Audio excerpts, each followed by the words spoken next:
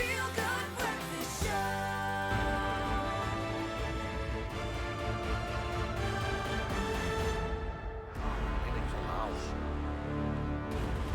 Welcome back. You are just in time as we're about to unpack some movies with JP Sebastian. And these are not just any movies, these are Denzel Washington movies that you may have missed. There you go. Yeah, that's the entire premise, basically. Thank Yeah, you. you've got a list of movies that, you know, I think a lot of people might have forgotten about it or missed. There you go. That's the thing. It's like if you say Denzel Washington, first thing people maybe think, like I said earlier, Training Day. Maybe if you're lucky, you've seen Malcolm X, like I've seen a ton of times. But there's some others. What I purposely did here is I looked at his highest earners worldwide through history and took everything that was below the top 20.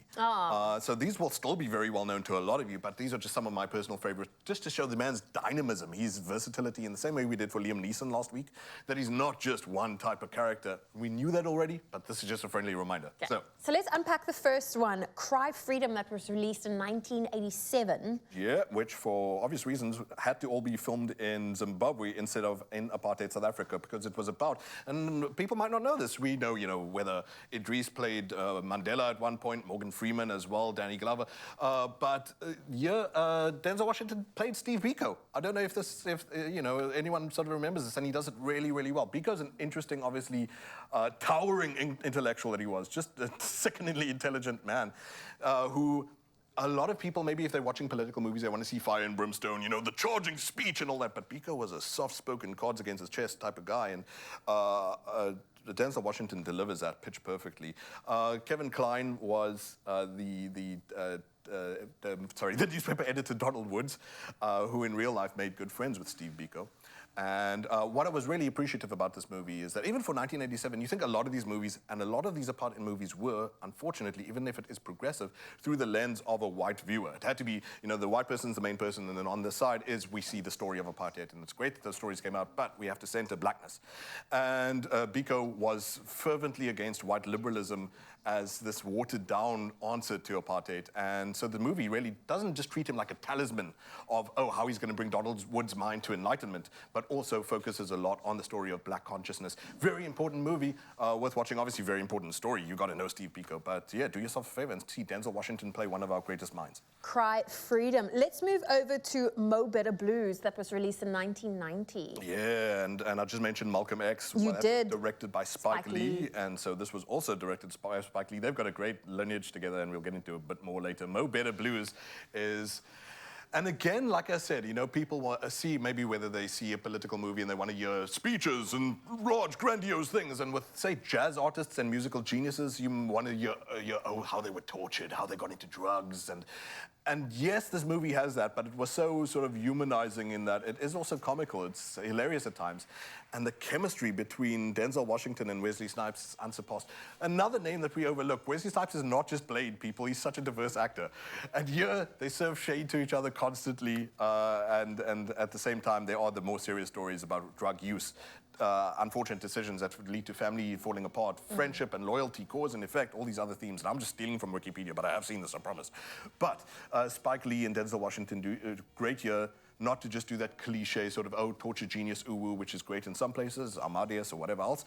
But man, do yourself a favor and see Mo Better Blues. I sometimes still just listen to this original song, where this was by Terrence Blanchard, and I think Branford Marsalis who did this song. It's a beautiful song, and you should go listen to it. Denzel wasn't playing it, but he learned all of those notes perfectly and basically could. That's incredible. He's trumpet after this movie. Awesome. Well, listen, you were talking about the great connection that Denzel and Spike Lee have. The next one's also a Spike Lee film.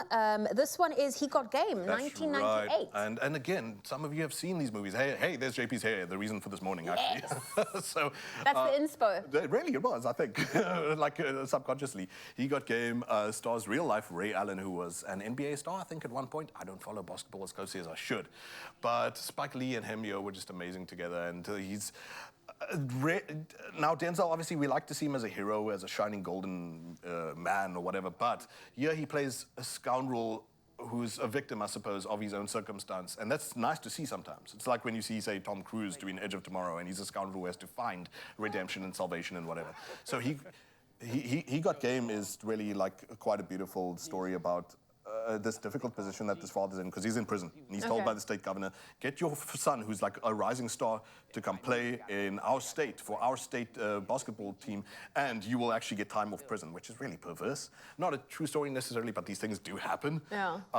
And so he has this tension of, I was his distant father. I possibly killed his mother. You'll find out that this is a strong tension between these two characters in this movie. And am I just doing this to save my butt? Or do I see that there's a beautiful future in my son actually going to university and not falling trap and prey to the sort of like the trappings of fame, which Spike Lee and him are always concerned about, whether Mo Better Blues, whether He Got Game, whether Malcolm X, etc., etc. All excellent movies. Listen, all exciting. I mean, 1998, big year for Denzel Washington. He also brought out the movie Fallen. So yeah, I don't know if I'm eating into my time here, but maybe I'll just give you 2 quick recommendations. In Fallen, if you needed to see Denzel Washington do horror movies, it's really, I mean, it's a bit of a small one, but what a cast. Donald Sutherland, you've got John Goodman, you've got James Gandolfini, rest in peace, and it's just such a great cast to a great horror. This is tiny, sort of small morsel, bite-sized kind of thing. Aside from that, I'd also highly recommend Manchurian Candidate, which, have you ever seen a political movie be made political horror? This movie was so important that when it aired on one of the famous TV channels, they cut carte blanche to just show a 2-hour documentary about the importance of this movie at the time of the Iraq War. Incredible cast: Meryl Streep, Denzel Washington, Dean Stockwell, etc., etc. Strong Do watch all of those movies, 5 of them. Oh, well, there we go. Those are just a few that JP Sebastian brought to your table. But you know, when it comes to movies, this man is full of knowledge and information and interesting little tidbits. And harder.